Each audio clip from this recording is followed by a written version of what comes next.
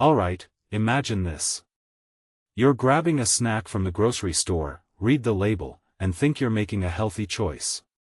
But what if I told you that label is basically a suggestion? That the FDA doesn't actually test half the chemicals in your food? No, seriously. This isn't some conspiracy theory, it's baked into US law. And now Robert F. Kennedy Jr. is trying to fix it. But wait, is this actually about public health, or is there a bigger game here? Let's unpack this. So here's the deal, the FDA has this loophole called Generally Recognized as Safe or GRA. Companies can just decide for themselves if a chemical is safe. No oversight, no testing, no transparency. Just a memo that says, we think this additive is fine, and boom, it's in your cereal, your soda, even baby food. Personally, I think that's insane. Would you trust a car company to self-certify their own safety ratings? Of course not.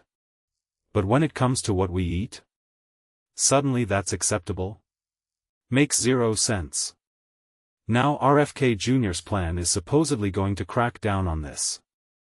On the surface, it sounds great. But here's what people aren't talking about, this loophole has existed for 60 years. Why now? Is this a genuine reform or just political theater?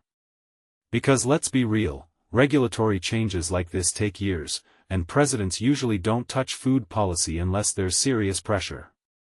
Which makes me wonder, are we seeing a shift in how consumers demand transparency? Or is this a distraction from something else? Let's get into the implications. If they actually close this loophole, it would be a seismic shift for big food. Suddenly companies can't just sneak in artificial sweeteners or preservatives without proof. But here's the catch, the FDA's resources are already stretched thin. Even if they require oversight, do they have the capacity to test thousands of additives? Or does this just create a backlog that kills small companies while big food hires better lobbyists? That's the hidden danger here. Regulation without infrastructure is just a PR move. What many people don't realize is how this connects to the bigger picture of trust in institutions. Every time we hear experts say this is safe, but then decades later find out they were wrong, like with trans fats or aspartame, it erodes public confidence. This isn't just about chemicals, it's about whether we believe our regulators are actually protecting us. And if RFK Jr. follows through, will that rebuild trust? Or just expose how broken the system really is?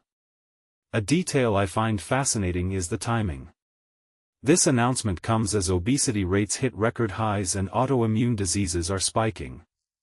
Coincidence? Or is there a link between these self-approved additives and public health crises? I'm not saying GRA is the sole cause, but it's definitely part of the puzzle.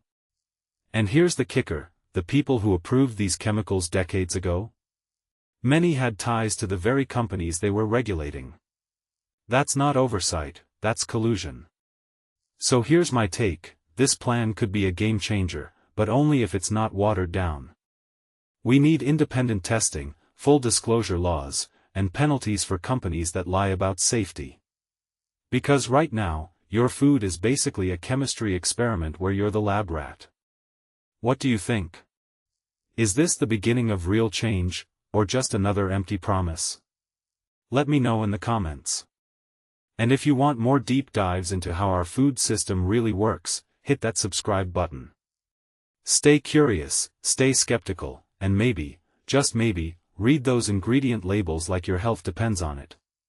Because it does.